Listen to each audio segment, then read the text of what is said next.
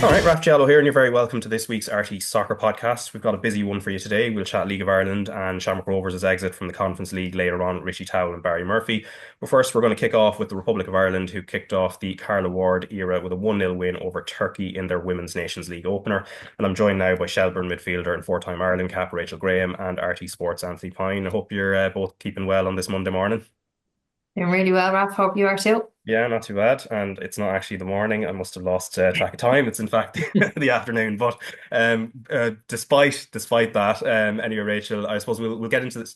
Get stuck into the detail of the Turkey game as we go on. But your first impressions, having watched the game back and picked out some of the different tactical points that appeared on Friday night. Yeah, look, I think it's no secret it wasn't the prettiest watch. But I think the main thing for Carla was getting her first win. But look, I do think the conditions were really tough. The wind was very strong, and the pitch did kind of rip as the game went on. So look, there is, you can use that as a bit of an excuse, but there also was a bit of sloppy play. We obviously seen the new formation, which I think suits us better having a back four. It wasn't anything groundbreaking or anything like that. So the girls would have been, I'm sure, played that formation at one stage. But look, I think you probably can't read too much into it. It's Carla's first game. It's just about getting the win. There's obviously stuff she's going to tweak. She's only had a week with them, so I think, well, probably two or three sessions. Probably had to work on stuff. So look, again, I don't think you can read too much into it. She got the win. But I think as the time goes on, she'll be able to work on what she really wants from the team. Yeah, so Kira Cruz's goal just before halftime, obviously making the difference there in a 1-0 win. And Anthony, in terms of we listened to Carla Ward very shortly with her post-match interview with Tony O'Donoghue pitch side on Friday. But in terms of the feedback from the players on Friday night and then in the subsequent days, what's the general point that they've been making? Pretty much everything that Rachel said, like it's a new manager, so I think they only had maybe three sessions. Max would have had a team meeting on the Monday. So it's a week where there's an awful lot of new information being imparted by the head coach and her backroom staff.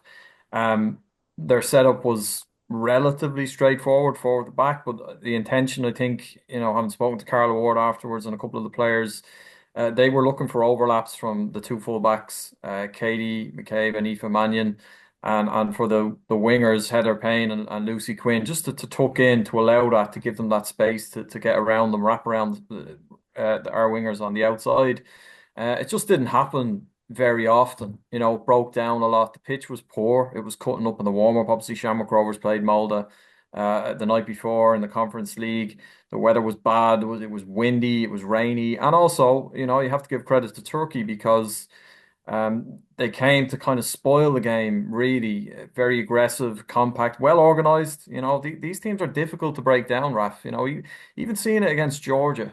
I know Ireland bet Georgia. It was 9-0 on aggregate, but there was a marked improvement in Georgia from a couple of years ago. Now, all these teams are developing quite quickly, and at the very least, they're going to be well set up, very motivated and committed.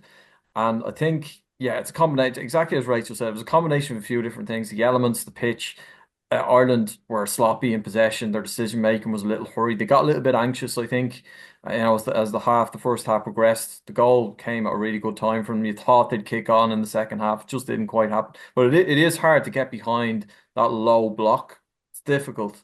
And they toiled for quite a lot of the game and actually could have given up an equaliser near the end. I think Ireland deserved to win. But look, there's plenty to improve on. But I do expect that they will get better. I think it will be better tomorrow night, actually. They're playing a technically good side who will try and play and pass, and that should hopefully suit Ireland. Yeah, and we'll have live coverage of that on TV and radio, the Slovenia game. But first, let's listen to the Ireland manager, Carla Ward, who was speaking to Tony O'Donoghue, and also the player of the match, Denise O'Sullivan, who was also speaking to Tony. It was scrappy. It wasn't pretty, was it? But I just said to the players, I think 3 points is most important, clean sheet, something to build on. They're playing a new system, they're playing a new way, and they've tried to execute what we want. And we want to be more aggressive, of course we do. And but Turkey made it a certain type of game, didn't they? And we just need to keep believing that we can calm down on the ball, and that'll come for sure. There was frustration at the end and a danger that Turkey might have snatched something. Yeah, look, it would have been. I think it would have been an injustice. I don't think they've caused Courtney any problems, but. Yeah, like I said, look, it's it's a big 3 points because it wasn't pretty at all, and we want to play in a way that is attractive. A few conditions made that difficult tonight, but look, we're happy. Clean sheet, 3 points, we move on to Slovenia. What, from your point of view, like you're out of season it seems, but you're obviously in very good shape. Yeah, I think no matter what, if I'm in season or out of season, my job is to be fit and come into Ireland 100%. So 24 hours a day I take care of my body, and that's why I show up like this. So I just keep working hard, and I love it. It's very easy for me to do. An inspiration to your teammates probably, and certainly to a lot of players around the country. A new shape tonight, a different midfield as well, Shiva and Littlejohn with you. That's something that can be worked on. Yeah, look, it's the first game under a new manager. We have a long way to go. We have a lot to work on as a team, and we'll take a look at the video in the next few days and see what we can improve on. All right, so that is Denise Sullivan there summing things up, and then before that, our manager, Carla Ward. And first on Denise, Rachel, so her role going forward, especially with the change in dynamic tactically that Carla Ward is looking to bring in, was always going to be interesting, and whether she'd have the license to sort of play as a 10. It appeared between herself and Marissa Shiva, we were looking at a system with 2 8s almost. Yeah, I think she was kind of more of that 8 role where I think she was a little bit deeper than Marissa Shiva. And I just think for Denise, like we said last week, she's so good. Like, we need her up where she can hurt the opposition. I think she's great what she does, but I think Marissa Shiva, I think she's brilliant off the ball. She's done a lot of hard work, but I do think she lacks probably a bit of quality on the ball that Denise would give us in that final third. And I think if you just push Denise higher, you could get someone else in beside Rusha to do that kind of role, even like Tyler Towell or Jessie Stapleton's played it before, and that frees Denise up then to just stay high, even you win the ball back high up the pitch. She's brilliant at it. The higher you win it up, the quicker you can get to the opposition goal.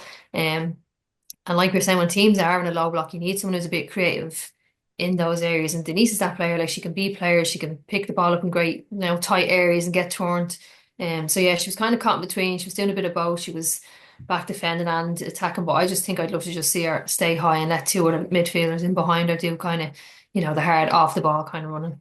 Yeah, and obviously still, even in spite of that, having to almost double job in a sense, she's still got player of the match off Anya Gorman, which tells you how good her performance was. And I think even more remarkable, I think, as Tony alluded to in his question there, that she is out of season in terms of when the end of WSL is being played. So even more impressive in light of that. Yeah, look, I think if anyone was looking for a role model, look no further than Denise O'Sullivan. And I think I love the comment she said. She's like, it doesn't feel like a chore to me to do these kind of things. I love doing it. So I think that's the attitude you have to have. You can't think of it, oh, I have to do this, I have to sacrifice this. Like, it's a privilege to play for your country and at the level she's played at. So you have to just think of it that way and enjoy every minute, because it doesn't last forever either. Yeah, and then Megan Campbell, of course, who started as the left centre back. Anthony, and you had a piece on Sunday for RTÉ.ie, and the first line of it is, if anyone deserves a bit of luck in a green shirt, it's Megan Campbell. And it looks like she's going to be central to Carla Ward's plans, at least in this Nations League campaign and into the World Cup qualifiers with the role she's playing, but also because this is coming from how she's been playing for London City Lionesses as well. Yeah, it's not something that we've seen her do for Ireland, playing in that centre half, left side of centre half. But obviously she has done it throughout her career, and she's doing it for London City Lions. I thought she was excellent, really good. The thing about Megan, she's been absolutely luckless with injuries, and she did actually get a little niggle towards the end of the game on Friday night. So hopefully, it's nothing serious, it's nothing muscular or anything like that, because it was quite a physical game. It might have just been a bang. So fingers crossed, because you'd love to see her get a run of matches, because everybody knows about her throw, this enormous throw that she has. But there's so much more to her game. Like, she's a very good footballer, and I thought she was really good on Friday night. Her distribution is excellent. She's composed. She gives you balance in that part of the pitch, because she's got that left foot. She can come out, take the ball out of defence. Intelligent footballer, and good defensively.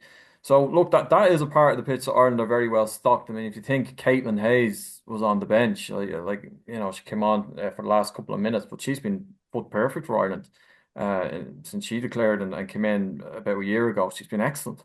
So there's lots of competition, healthy competition, but I don't think anybody would begrudge Megan Campbell a real good run of games in an Ireland jersey, because she's 31 now. She still has time, but I think she has about 52 caps, something like that. She really should have she should be closing in on 100 caps, but she's just been so unfortunate with bad injuries. And as I said, hopefully she gets a run of matches now to show that there's a lot to her game, more than just a big giant throw-in that we did actually see on Friday once. I thought we'd see it a bit more, but why not use it if you have it as well, I guess. Yeah, and Megan was in the studio afterwards with Marie Crowe, Karen Duggan, and Rihanna Jarrett, sort of explaining her role. It's a part of a longer interview which you'll find on social media, but let's just listen to the part where she is discussing the actual role on the field and how she interprets this position. We've been spending quite a lot of time talking about the new formation, even though it's a pretty simple one, but just it's great to see it being a four at the back, and you're there playing that left centre back beside Katie. What's that like for you to be in that position now? Because I know you're playing with the club there. Yeah, I think I like that position. Obviously, like you said, I play there at club, so I'm more comfortable in that position. It also allows like more balance to go, being left-footed, to be able to go straight out to Katie, and having Katie there, obviously I know she's going to go down the line, and it's trying to maybe keep her in sometimes and having that ability, but then when she does go, then the three of us can swing round, and obviously being left-footed, it gives some help if you need to go long balls as well down the line. We heard from Carla Ward, your new manager there. She's only had you for a couple of training sessions. What's it been like, and what's the message coming from her? Yeah, it's really positive. I think the team have come in, obviously, into a new camp, new staff. It's going to be frantic. I think the first few sessions, everyone's trying to impress and do really well for the manager. Everyone wants to play ultimately, and yeah, it's just been really positive. The messages have been positive. We want to play. We want to be on the ball, in possession, high possession, obviously most of the time. And I think you can see sometimes tonight, yes, it broke down, maybe more than we needed it to.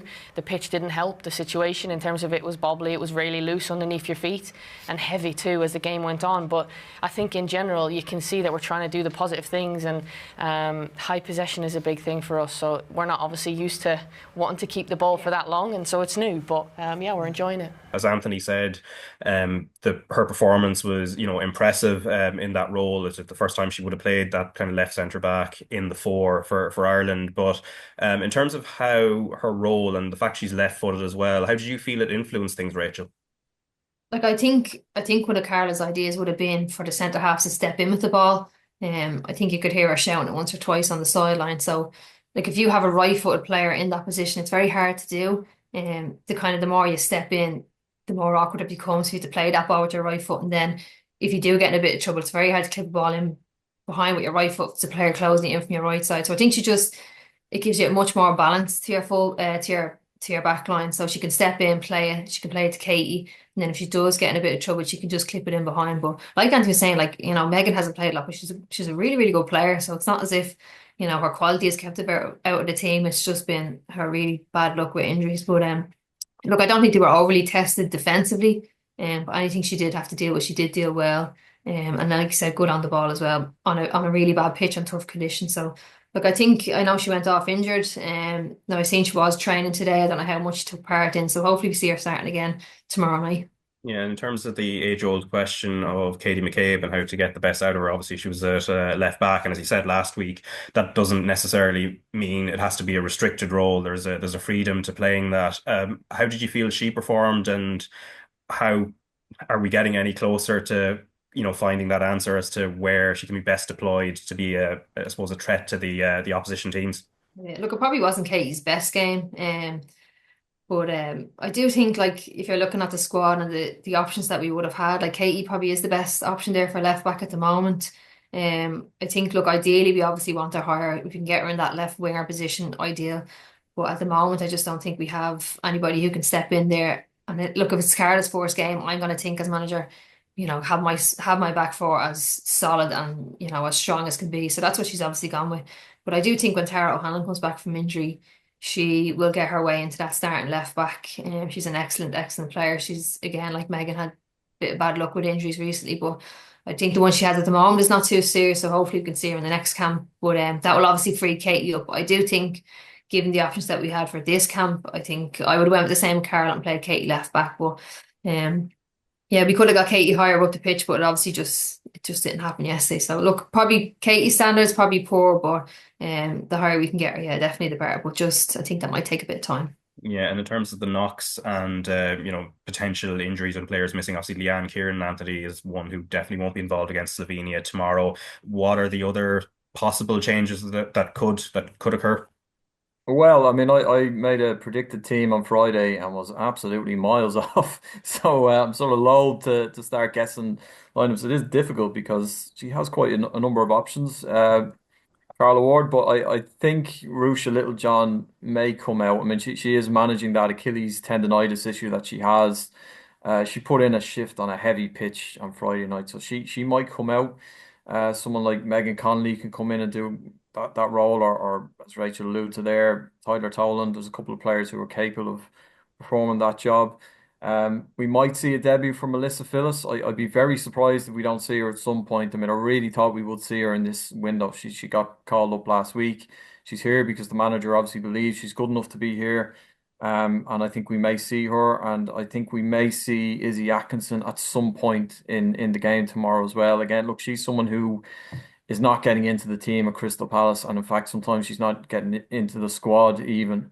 But we did speak to Carla Ward about her a couple of weeks ago. She rates her, she likes her, and she wants to give her an opportunity. You know, she was kind of quite open about the fact that she had spoken to Izzy about maybe her application at club level and maybe how she can get herself back into that team because really she should be in that side. You know, they are at the bottom of the Women's Super League, really, really tough competitive division. It takes no prisoners. But I think ability wise, Izzy Atkinson should be in there, you know, let alone the squad. And you'd like to see her more with Ireland because again, it's I mean the sort of long held view that I think a lot of Ireland fans would have had is that Tara O'Hanlon and Katie on the left is like a mouth-watering prospect. Unfortunately, she's had a dreadful year with injuries and just hasn't got going yet at Manchester City. She hasn't kicked the ball at Man City. She's been there for a year. But someone like Izzy Atkinson is also capable of doing something similar, you know, liberating Katie McCabe, balance like left footers, having two left footers on that side is massive as well. It really gives you something. So maybe we'll see her at some point. And possibly Caitlin Hayes in for Megan Campbell if Megan did get a little niggle or knock that she hasn't fully recovered from. So there's a few different things that we could see. You know, there is options within that squad, even though Leanne Kiernan wasn't replaced in the squad, she didn't travel to Slovenia. There's still a few different things that Carla Ward could do and could look at tomorrow evening. Yeah, and Rachel, who would you like to see maybe get a good run out tomorrow, just to, I suppose, get a good look at them and then also see how they kind of integrate into the setup as it is right now? And I know it's very early days in the Carla Ward era. Yeah, like I think it would be good to see Mel Phillips just to see what she's about. She's the only one that we don't really have never seen before. I'd love to see Denise. I know she's played the last game, but I just would love to see her higher up the pitch and bring the likes of the Tyler Toland or Megan Conley or even Jessie Stapleton in. I think Jessie's done well for us when she's played. I don't know if she's kind of caught in between centre half and centre mid for that team, so I don't maybe know where she stands. I think at club level you might get away with centre half or centre mid, but I think at this level, I think she could probably be better used as a centre half. Yeah, I'd like to see maybe, I thought Lucy Quinn maybe probably wasn't at her best either. Her and Mercy Shiva I thought were probably the ones that had maybe a bit of an off night, so it could be a possibility that they might change. Abby Larkin came on.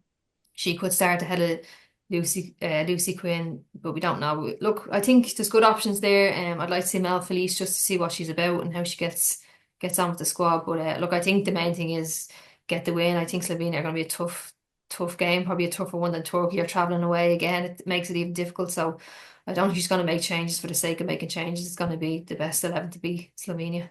Yeah, the Slovenians are probably, there wouldn't be a huge amount known about them, but they did come from behind on Friday night themselves and beat Greece 2-1 away from home, a goal in each half.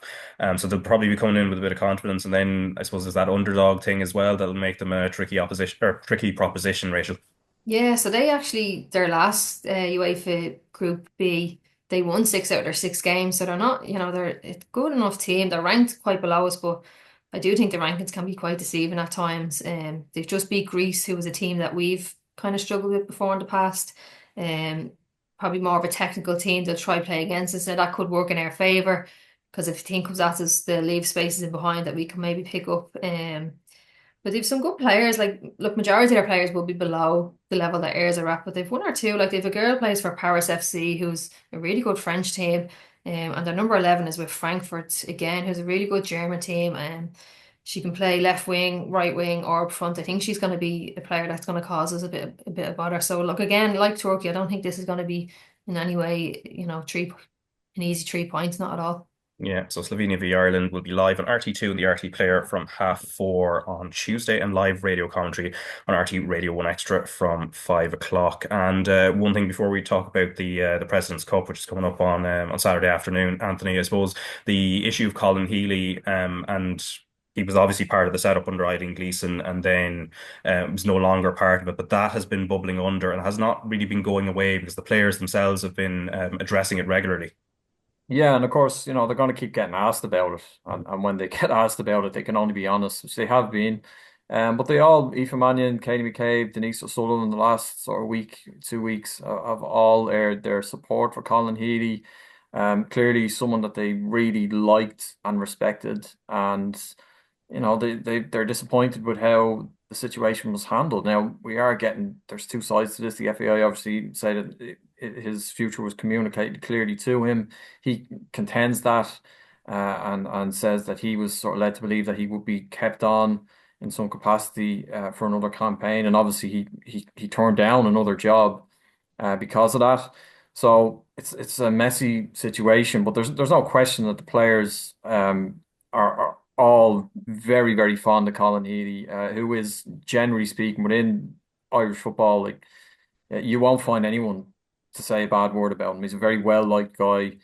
He had a great playing career, and he's a really good coach. So yeah, it's unfortunate. I think it will probably settle down now. It's up with these things, these international windows and players who are for media duties. It's not something that's been sorted fully by the FAI as of yet. So it's going to be talked about. They're going to be asked about it, and as I said, they can only give their honest opinion. But there's no question that across the board, he was very fondly thought of within that Irish setup. The Women's President's Cup is on this Saturday, 3 o'clock kickoff, and Rachel, you're on one side of it with Shelbourne, the other side, of course, being Athlone Town, and the last meeting, of course, being the cup final, 6-1 win for your side, which obviously a hugely memorable day. But overall, when we look at the results between your sides over the last over that last year, Athlone won 2-1 in the league in August, and you had drawn 1-1 in March, and then between that you had beaten Athlone 2-1 in the All Ireland Cup. So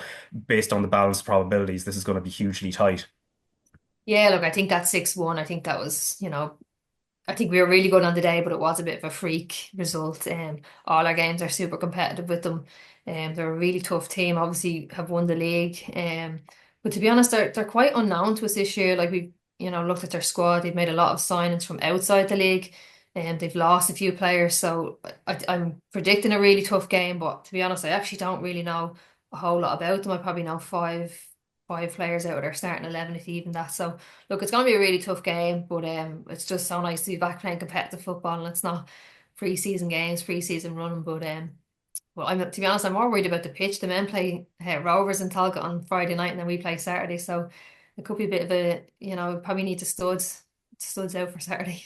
And the rain doesn't seem to be going away, because there was a bit of sunshine there about 5 seconds or 5 minutes ago, and then I turned around and it was starting to lash rain again. So, and this could be another week of that kind of thing. But they've a new manager as well, don't they? So Colin Fortune, do you know him sort of in and around the game? I actually don't. I don't know of him before he was in. I think he was in maybe like the army team or something like that. But to be honest, I don't know a whole lot about him. But look, sometimes I think you're better off kind of having too much information can just wrap your brain around too much at one time. So I think sometimes just going in and worrying about yourself could be a good thing as well. Yeah, and you referenced the 6-1 as well, and as you said, it kind of felt like a freak result given how tight the matches between you have been over that time. But as you're playing it, because there was that deluge of goals early on, I think you were 3-4-0 up all very quickly. Like, what do you kind of think? Because they're a really, really good team. They've just won the league, and you're performing really well. But at the same time, you look at the scoreboard, and it's probably a little bit unexpected in terms of where it is. Yeah, like it was a bit mad, to be honest. Now, I didn't think going into the game we were in great form at the time, and they were kind of nicking 1-0 wins or 2-1. So I did feel like we were going into the game on a better form of run. but I never predicted 6-1. But even, yeah, like I don't know if you remember, the wind was extremely strong that day. I Yes, mean, yeah. when I was warming up, I was actually getting blown over, not even, never mind the balls, I was getting blown back. So there was one or two goals where the keeper was caught out. It was really, really difficult, but yeah, it was mad. It was like 3-4, and then you're kind of, it's almost nearly like an anticlimax then, because you know it's over at half time, but look, we'll take that over losing it, I suppose. Yeah, I think Anthony, you were there that day. I think you were nearly blown over. Maeve Burka was on us, I think, that day as well. And being up in the gantry, you could actually hear the wind sort of kind of on the microphones and that. Absolutely, yeah, it was rough that day. It was just, look, shells just nearly everything went in that day. I think Rachel, they just dealt with the conditions better on the day.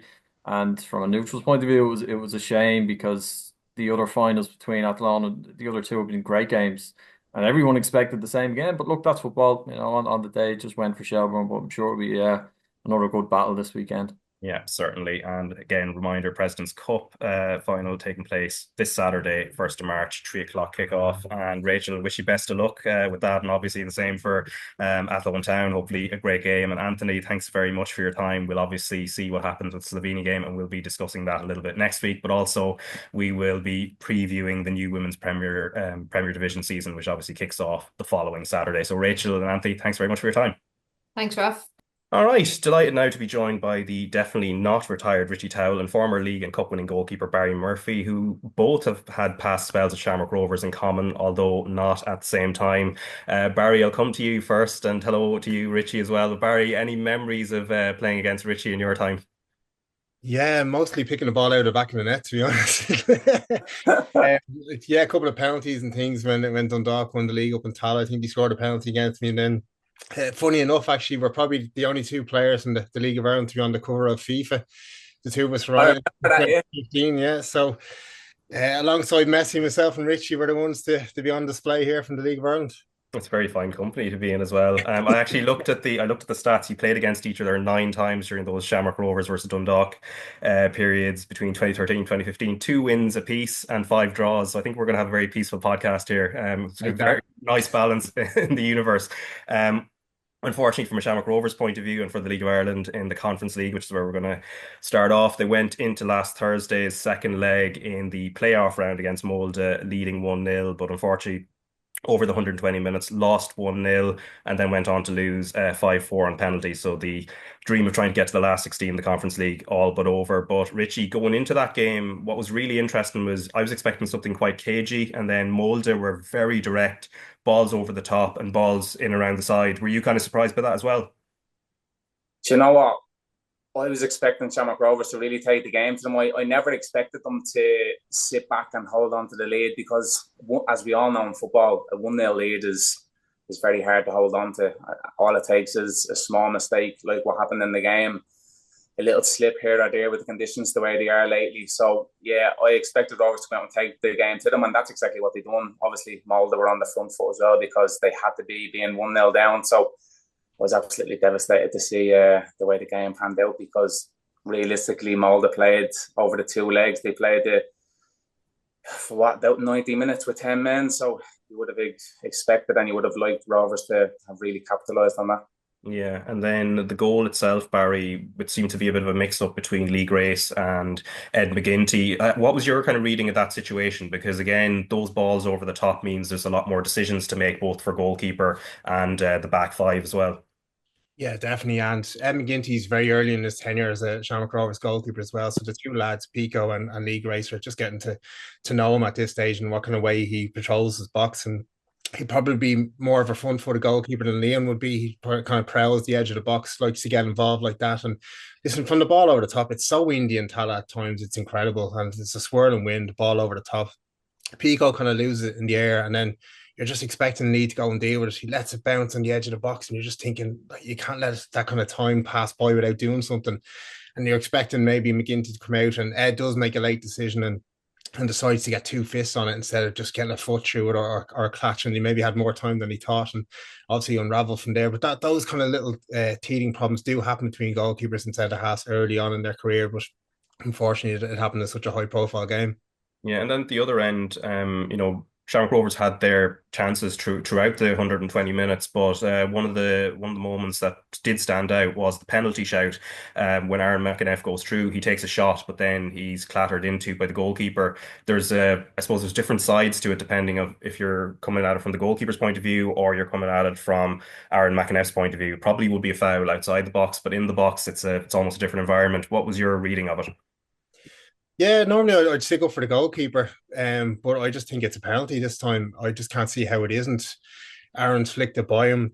It's gone on goal, so it's nearly like a rugby advantage there. You're seeing if anything comes of it, and then you pull it back. But that's not how it happens in football. It's a stonewall penalty for me. He's flicked it by him, and the goalkeeper's gone straight through him. And as you said, that happens anywhere else in the pitch, and that's a free kick. So the bar shouldn't be any higher for it being in the box. And normally, like, those things happen between strikers and goalkeepers when they flick it round, and it's not deemed a penalty because they go down softly. But not in this case. I think he took him right out in the edge of the box, and it should have been a penalty.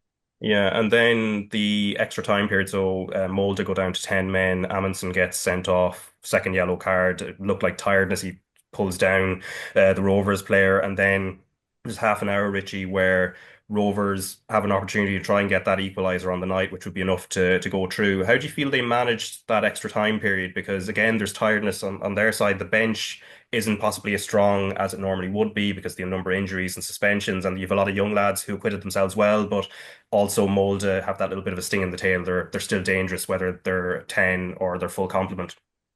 Yeah, you could kind of see Molde did get tired in the game, as well as Rovers did. Obviously, it's very early on for both of them in their seasons. Molde were very sloppy. They were, especially defensively.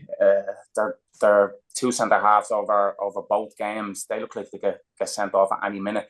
Michael Noonan caused them problems all over the two legs he did. So he was really good over the two games. And yeah, you probably would have liked to see Rovers capitalise a little bit more with them going down to 10 men. And as you said, they've been struck by a few injuries so far, and you would have loved them to have the likes of a Danny Mandrow or a Dylan Watts that could have that cutting edge in the game, and that's something that they kind of lacked, which was a bit unfortunate because over the two legs they were the better team, Shamrock Rovers were, but as I said, Molde were down to 10 men for nearly 90 minutes over the two legs, so you would have, if there was ever an opportunity for a side, an Irish side, to go through to such a late round in Europe, this was it, like. Yeah, and then of course penalty shootout sort of being a bit of a lottery, as the proverb goes, Barry. And like Molde's kicks were brilliant. Rovers were nearly all brilliant, bar Aaron Green's one. And I suppose there's that distinction: if the ball goes into the net, it's a good penalty. If it doesn't, it's deemed not to be. What was your take on the way Aaron Green took it, and I suppose how that kind of played out? Yeah, Aaron's usually a clean striker of the ball as well. There's something nice about a left footer hitting a strike. They're usually really clean hitters of the ball for some reason, but he just kind of scuffed it, and you could see kind of straight away that he knew that the keeper goes the right way and he makes the save. And just kind of in doing some prep for the game, that goalkeeper delays it so long. He's a massive fella. I think he's 6'3", 6'4". So he delays right on the line. So he doesn't make a decision for you. So he stays right upright and makes you make the decision. You've got to pick a corner, and he kind of waits late and hopes he can get a good hand on it and get down to that side in time to make the save. And listen, Aaron would be devastated with that because he's been such a good player for Rovers in this European phase, and for that to be the deciding one will not bode well for Aaron. Yeah, but overall, how would you deem the run, Richie? Considering you were there at the beginning of that campaign, where what turned out to be a very memorable league phase, some brilliant results along the way, and then obviously getting to a knockout stage, which was in this kind of era of group stages and league phases has been unheard of for a League of Ireland team. So how would you look at it in terms of also the muscle memory of learning how to play in Europe, which is obviously a step up from the last campaign a couple of years ago, when Molde were also an opponent in the group stage? The massive achievement, like let's be realistic about it. For an Irish side to go that far in a European competition is a massive achievement, and for Steve and his staff and obviously mainly the players who go out onto the pitch, they should be so proud of themselves. They should, because realistically an Irish side probably shouldn't be getting that far when you're competing against, as you said, the likes of a Molde, and you see the teams that they even finish ahead of in the league standings. It's an incredible achievement, and as I said, it's probably being a little bit harsh saying that you would have liked them to go through because they probably deserved to over the two legs.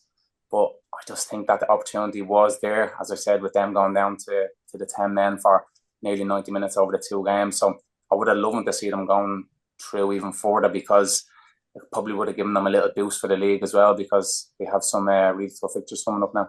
Yeah, and they were due to be back in action yesterday, Sunday, but of course, as we know, that game got called off with a late postponement. So they were meant to be playing Cork City, waterlogged pitch at Tallaght Stadium, and before that, of course, the Molde, the 120 minutes of that game had been played on that surface. Then the Ireland-Turkey women's game as well was played on it.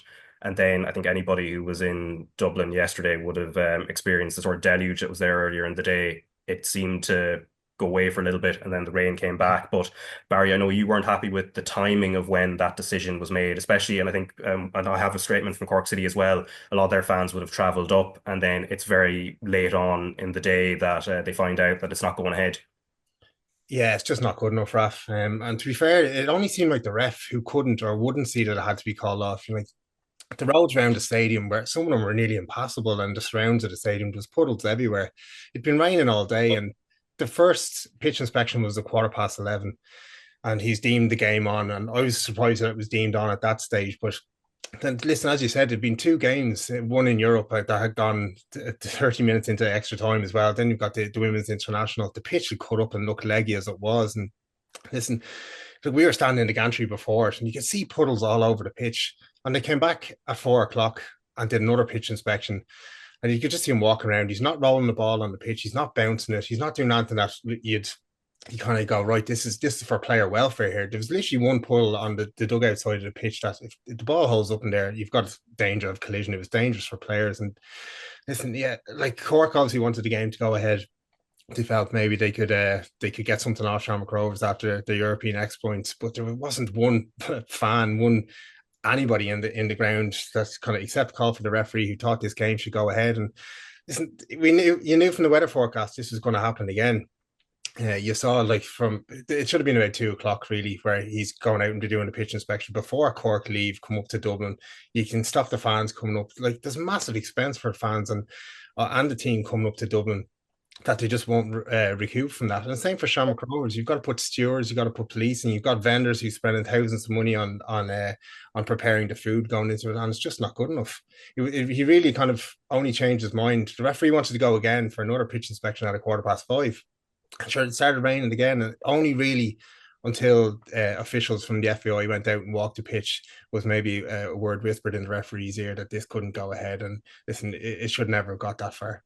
Yeah, and Cork City did put out a statement on social media as well, which I'll just read very quickly. Cork City FC are extremely disappointed that today's game against Shamrock Rovers has been called off so close to kickoff.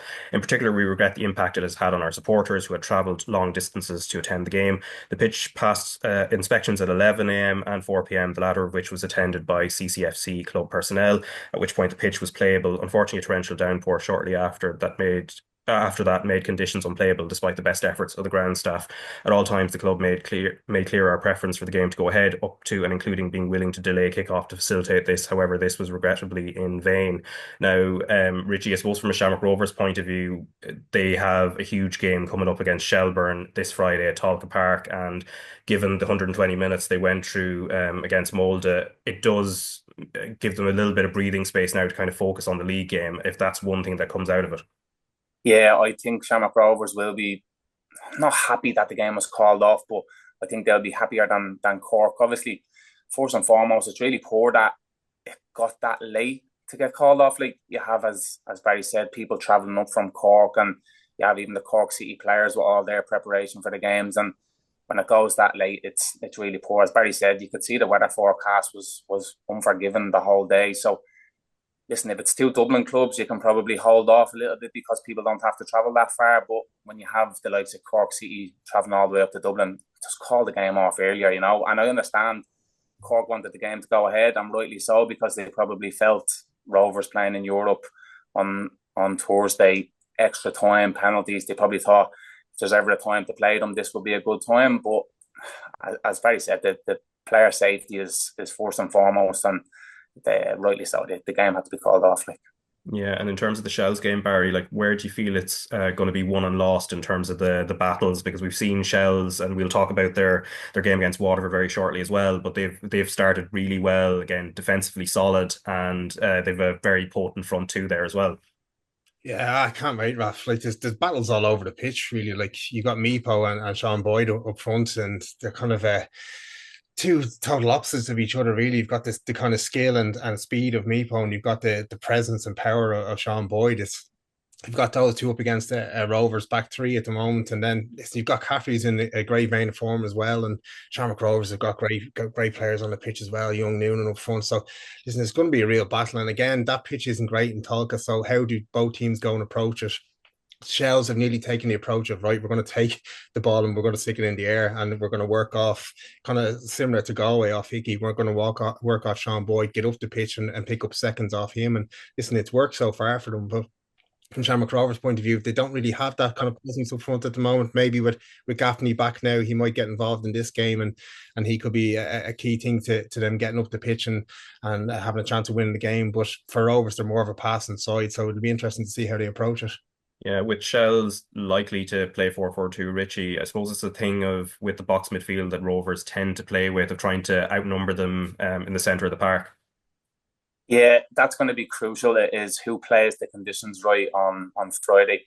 Obviously, I was at the Shelbourne and Derry game, and Derry kept trying to play through the middle of the park, and it just played into Shelbourne's hands every time they kept nicking the ball, and they kept breaking on them with Odebecko's speed. So it'll be really interesting. Obviously, Shamrock Rovers have a very distinctive style of play.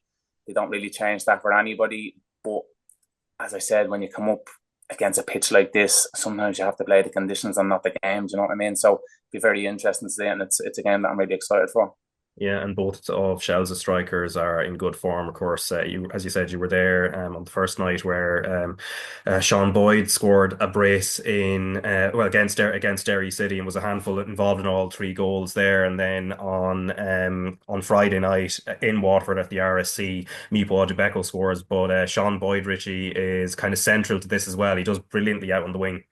Yeah, you can see they have a great partnership already. Meepo probably could have had a hat-trick against Derry.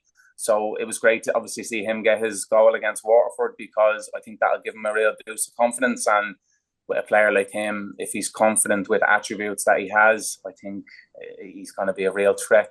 And obviously then with him playing in and around Sean Boyd, who has had an incredible start to the season, he's kind of been at the heart of everything that Shelbourne have been doing. So I think Shamrock Rovers are going to have their hands full with the two of them on Friday night. Yeah, and Barry, I think we're into this era now. Like the front twos are back as well, which is kind of exciting to see across the league. And even Waterford on their side. I mean, you have Paul Hammond, who of course was brilliant last season, but then Tommy Lonergan, who's come back now. Obviously, they didn't necessarily have the rub of the green against Shells on Friday night, but it seems to be where the game is sort of going now.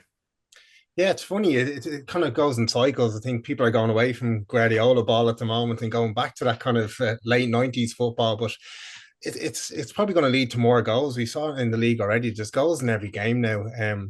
We're seeing really exciting games, nothing 0-0 really at the moment, and long may that continue. But you just see from Shell's point of view, like they've played two unchanged 11s in the last two games, and they probably haven't gone the whole season last year with doing that, and the quality they're able to bring off the bench. And Ellis Chapman bringing JJ Lunny on, getting 25-30 minutes going into next week against Shamrock Rovers. We've got that quality now. They're the champions for a reason, and they've added quality to that as well. So listen, it bodes well for them going forward this season. Yeah, and from like Shell's point of view, like the way they play that system, because I said 4-4-2, but obviously the way Evan Caffrey plays it on his side and then Harry Wood on the other is kind of distinct. And then also if you want to play a front two, the 5-3-2 or the 3-5-2, as Waterford were playing it on Friday night, is the sort of other option. But Shell's, the way they play it is quite interesting. Yeah, it is. Caffrey kind of tucks in behind the front too as well. Like I think he's going to pick up a lot of goals there. It's fairly similar to what Galway are doing, as they said earlier. You with Walsh in there as well and Hurley, they're kind of picking up things off Hickey and little flick-ons from Boyd, but they know it's either going to come short off Boyd, and Caffrey can pick it up or Meepo's going to get a flick on from Boyd and be true on goal, and he has that pace to exploit the Rovers back line as well. But they're just adding a little bit something different, more to their kind of to their bow with what they've signed this season. And listen, as I said, it's great options to come off the bench if it's not working in that first kind of hour, 70 minutes. And then, of course, on the same night, Galway United beaten St. Pat's 2-1 as well. But also thoughts with the manager, John Caulfield, at Galway after the passing of his mother, Nora. The funeral was on Friday morning, and he was on the sideline leading his team on.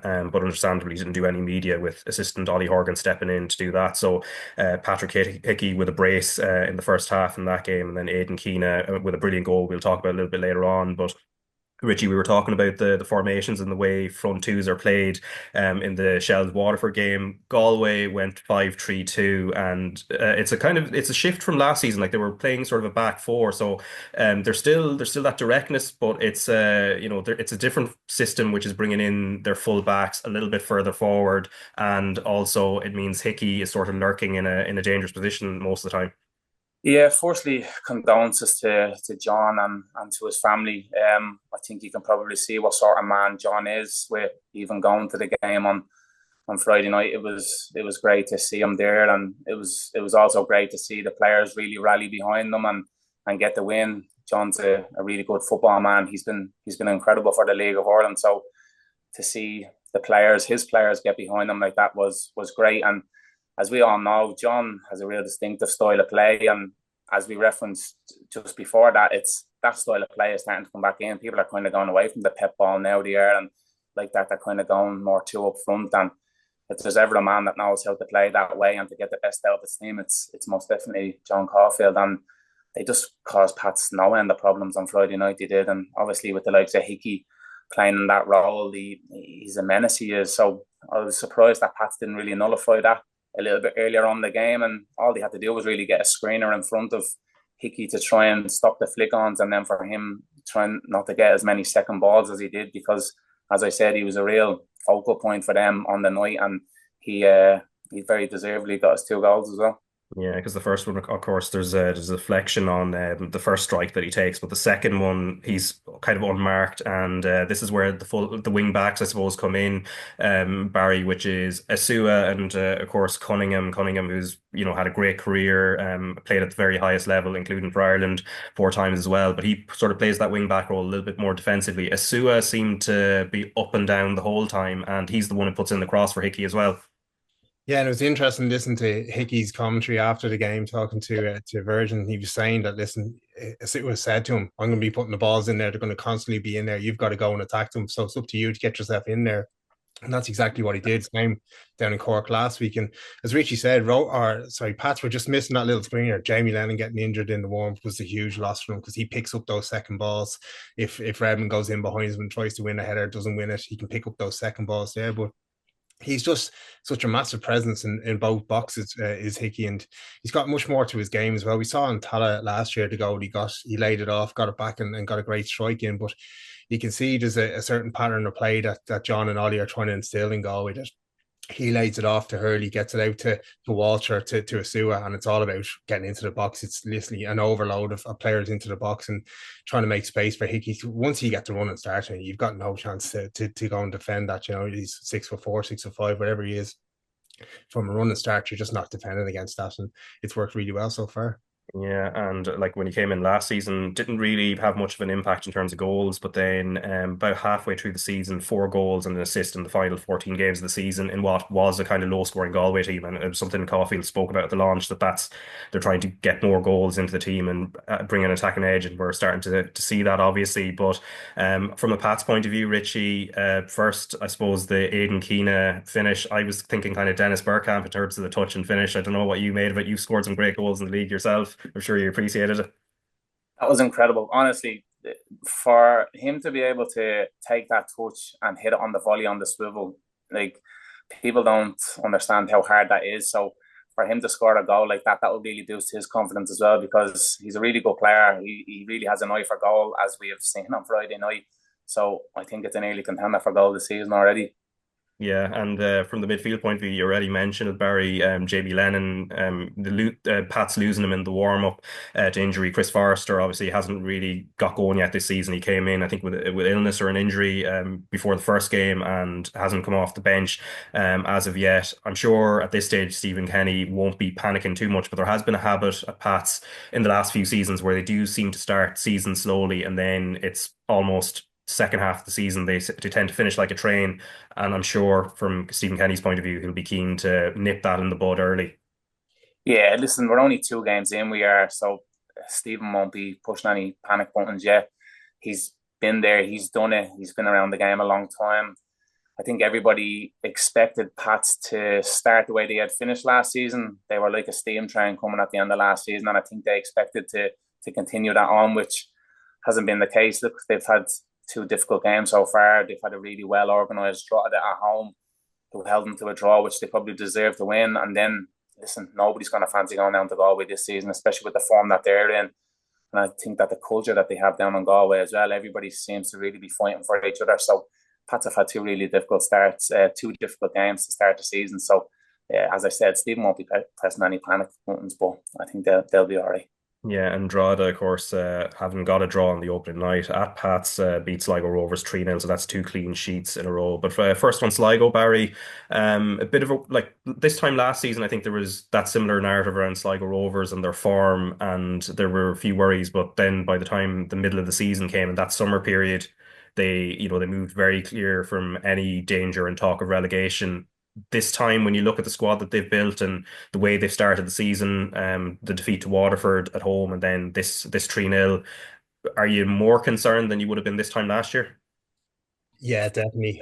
You just can't keep losing that amount of players and that quality of player. Like you look at a lot of the players they've lost over the years, like Max Mata, a top quality striker, Ed McGinty this year. Like you're potentially losing some of your best players every season, and you just can't keep doing that every year, and eventually it's going to catch up to you. But you look at last year and you've got the Dundalk, who are always in a terrible situation. You've got that to fall back on. Listen, if we do finish second bottom, we'll probably win the playoff. But now you're looking at it going, listen, it's between us and Drogheda by the looks of it, who's going to automatically get relegated, and then it's into a playoff position. And Drogheda have that know-how about staying in this league, and they've got some quality players, and they can go and get big results at home, which has been a fortress for them. Got some huge results over the years up there that have kept them away from that bottom kind of too. So listen, for John, it doesn't bode well. And listen, you want to see a team that's run by the fans, the club that's run by the fans, doing well, to show that there is different ways you can win in this league. But at the moment, you see teams that are investing money into the squad that are just ahead of them at the moment. Yeah, one of the signings they did make since we recorded last week's podcast is Jake Doyle Hayes, Richie, and of course he had a spell about 4 years at Hibs, and you've had that experience of playing for Hibs and actually playing in Scotland as well. How would you compare the level between those? Because it's interesting, the Scottish Premiership, in the sense that there's almost tiers within that top tier. You have Celtic, and then like Rangers, I suppose, would be in another tier. Not that Rangers fans would like to hear that, but they're definitely not in the same tier right now. We'll see what happens when they're taken. I'm saying it anyway, but anyway, if there's a takeover that happens, maybe that might change. And then you've got the next clutch of clubs. But how would you compare the level in Scotland of that tier of the big mix of clubs to the League of Ireland from your time? Yeah, it is a little bit different. I think it's a little bit of a step up in the Scottish Premiership, purely because you have the likes of Celtic and Rangers, and all the other clubs kind of get drip fed the money off them from the TV games and from when Celtic and Rangers bring their away fans to their stadium, because they always pack it out. They do. So I think the clubs financially gain from having them two in the league. They obviously have the likes of Hibs and Hearts, who probably get full houses every week, 20,000 plus, and the likes of Aberdeen, who have a really good manager in there now and is doing good things with them. So yeah, the Scottish League is in a good place. It is at the moment, and as I said, Air League is absolutely thriving as well. So I think for us over here, just to concentrate on what we're doing, because what's been happening over the last couple of seasons has been incredible in the League of Ireland, and you'd like to keep it going in that trajectory, you would. Yeah, and you were very impressed with Drogheda as well. Obviously, last season we know they avoided relegation, but they also had the big carrot of winning winning the cup for only the second time in their history. But in this game against Sligo, the right hand side of the pitch, that seemed to be like where Shane Farrell puts in the assist for the first goal. That right flank, they must have worked on it, but it worked out really well. Yeah, listen, Drogheda have done really well. Obviously, winning the cup final last year that nobody expected. So he's done a really good job there. He has, and obviously this year they've gone into full-time training. They have, and I think with the first 2 games of the season, you can really see that going to play St. Patrick's Athletic in Richmond Park is a really tough venue to go to, and to go there and get a draw was brilliant for them. And then they take that and bring it into their home game and win really convincingly 3-0 against Sligo. So, as I said, I think I actually do really fear for Sligo at the moment with the start that they've had. Obviously, John Russell's a really good manager and a really good coach, so he won't be pressing any panic buttons either. But Drogheda have had an absolutely fantastic start to the season, and I don't think their players and manager will appreciate Barry telling them that they're in a relegation playoff already. Anyway, moving on very swiftly to Derry City beating Bohs 1-0. So of course Derry lost on the opening night at Shelbourne, but have bounced back, and Michael Duffy again. Both goals that Derry have scored this season have come from him, but this time Barry, a sumptuous free kick. But overall, when you look at the way Derry sort of how they play, and especially from open play, how different are they than they would have been last season? They're not totally different. They don't play out from the back as much as they did under Higgins. I think they just didn't have the personnel to do that. I just didn't think Connolly and Todd were good enough to play out from the back. And obviously Brian Maher is excellent at doing that and kind of sucking the forwards in and pinging it over the heads to the fullbacks. That's the way they were playing. And Brian's done that throughout his career. You learn that young at St. Pat's, but they've probably brought in players now that maybe he thinks he can go and do that a little bit more. He doesn't have to be as agricultural, and obviously we're just talking about Scotland, and getting Holte from Dundee is just a big thing for Derry. It just shows that little maybe change in the balance there and what Derry can offer money wise compared to a team that's fourth in the SPL. It's incredible really that they could outbid for him for his services. But listen, Bohs, everything they were in the Aviva, they weren't the other night up in the Brandywell. They'd no pace and kind of getting after Derry the way they were with Shamrock Rovers, and they just looked a little bit leggy, as if it took a lot out in that Aviva game. And the Brandywell is a really tough place to go still, and it's an incredible free kick. He's got some knack of doing it against Bohs and free kicks. Duffy, it looks way better when there's a stand behind it as well, albeit there's no seats in it yet. If that's the empty stand, it doesn't look half as good, but he's just a really incredible player as well in Michael Duffy. He has been for years, and I'm sure he will be again this year. Yeah, and seeing that tactic of Michael Duffy coming in off the far post for a ball whipped in from the other side, which is what he scored from against Shells. That he had another chance like that against Bohs as well. And of course, they changed the system. Liam Boyce leading the line this time. Pat Hoban dropped down to the bench, and then Sadhu Diallo, no relation, coming into the midfield there. So they obviously packed that area. But Bohs, in terms of the stats, anyway, they had 56% possession to Derry's 44, but fewer shots on target, although had more shots. So obviously, still a work in progress, despite the first night first day in the Aviva where they beat Shamrock Rovers and did well. And then we're going to just finish off on expanding the league as well, because this has been something that's been talked about for the last number of years, and the FAI's plan. So the FAI deadline for applications for the future third tier passed on Friday just gone, and what they were doing was trying to seek to recruit 20 clubs to be split in 2 geographic divisions between North and South, with the aim of starting with a shorter season later next year, so for 2026 in the second part of the year. And at the moment, it's not quite clear which clubs are interested. There was talk of St. Francis, who have openly stated interest, although it's only an expression of interest at this stage, according to their vice chairman, who was speaking to extratime.com. And of course, they're a club that were in the league previously in a bygone era, 1995 to 2001, and of course famously got to the cup final as a non-league team in 1990. And then there's some of the Donegal clubs have been linked with it as well, and I think there was a response from Peak Villa FC as well on social media to the Between the Stripes podcast. They put out a social media post, and Peak Villa said that they are themselves interested and have applied to enter the league. And of course, they're based in Tip. But Barry, what are you hearing? And obviously, this is something that needs to be also done right for it to work in the long term. Yeah, definitely. I just spoke with Simon Madden. He's the director of football up at St. Francis, and as he said, it really is just an expression of interest. It was just an email saying, "Listen, we want to get involved in this." But from their point of view, they've got a main Astro. They've got small-sided Astros on a grass pitch, proper dressing rooms, and a gym on site, and 20 schoolboy teams and 4 girls teams, and they're going to base their senior team on players coming out of the under-20s League of Ireland structure and promoting their players from within. So to the perfect example really of what could work, and like we could lose those players otherwise that are deemed not good enough to progress to the first teams in League of Ireland, and when they might have reached their potential later on in life. And but I also think there has to be a place for a B teams as well, like for example the Shamrock Rovers B team.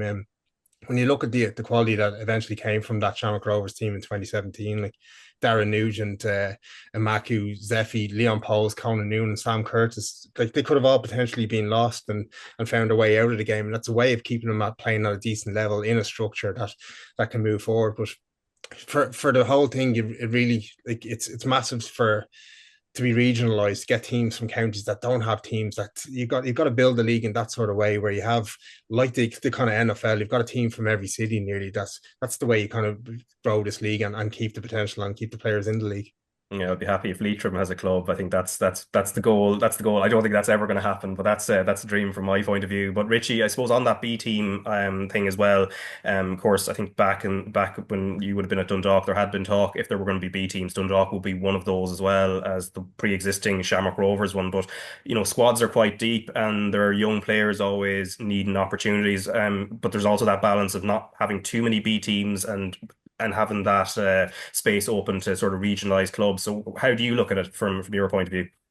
Yeah, first and foremost, I think we need to be really careful about like how easy teams are going to get licenses and stuff like that. We don't want teams getting licenses that can't financially afford to do it, and like that you're halfway through a season. Like, need to be really careful that we don't dilute the football that we have at the moment, because the League of Ireland's really thriving, and like that, like what happened to Monaghan and like what happened nearly with Dundalk last year, where you have teams on the brink of not existing anymore. If we have that halfway through a season and teams are end up just getting 3 points because someone can't field the team, it really won't look good. So listen, it'd be great if we had a team from every county and the football was thriving over here. I think that's what everybody really wants, but at the same time, we really need to be really careful about who gets the licenses and the background checks that go in with that. Like, yeah, and obviously, Barry, I suppose the regionalised nature of it being sort of north and south in terms of cutting costs and travel, that's a key part of it, obviously. Yeah, well, it has to be.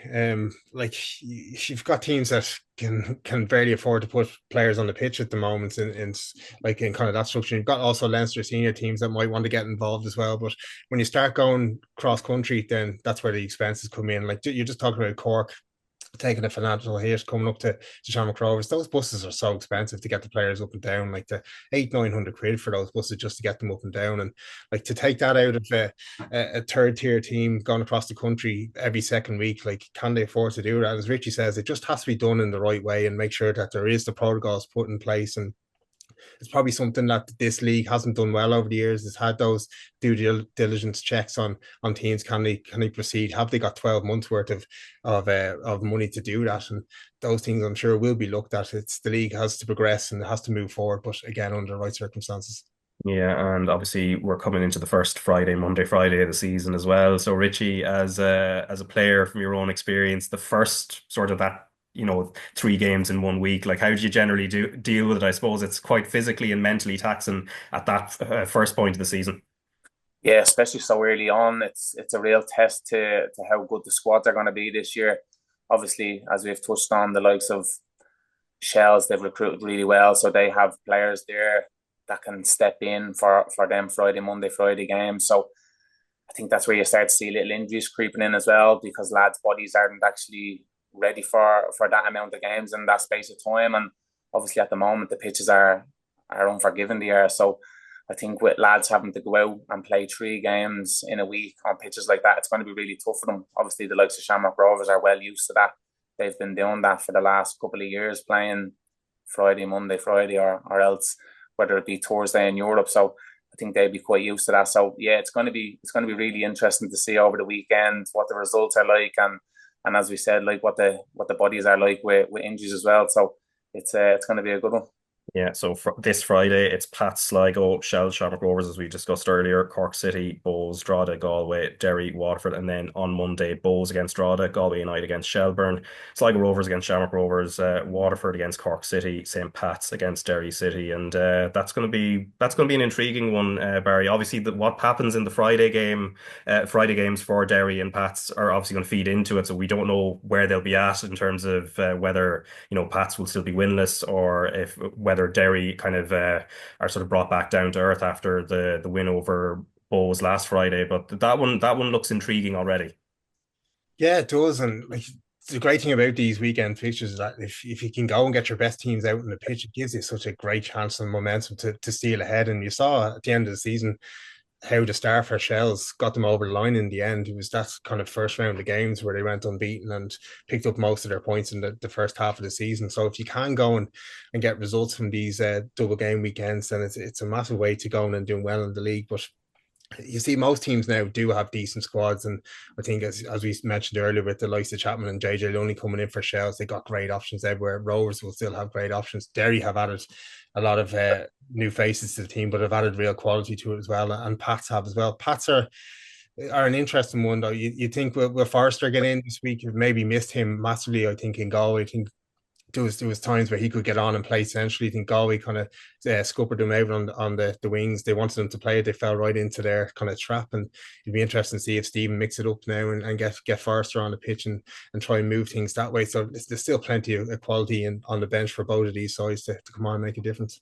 Yeah, so there's plenty of football coming up anyway. So as I said, the first Monday, Friday of the season coming up. So we'll be back next Tuesday rather than Monday, because obviously there wouldn't be a huge amount of build up then to the Monday game. So it'll be Tuesday next week. We'll review all of the weekend's games. We'll also be building towards the start of the new Women's Premier Division season. So thanks to Rachel, Graham and Anthony Pyne earlier, and also to you lads, Barry and Richie.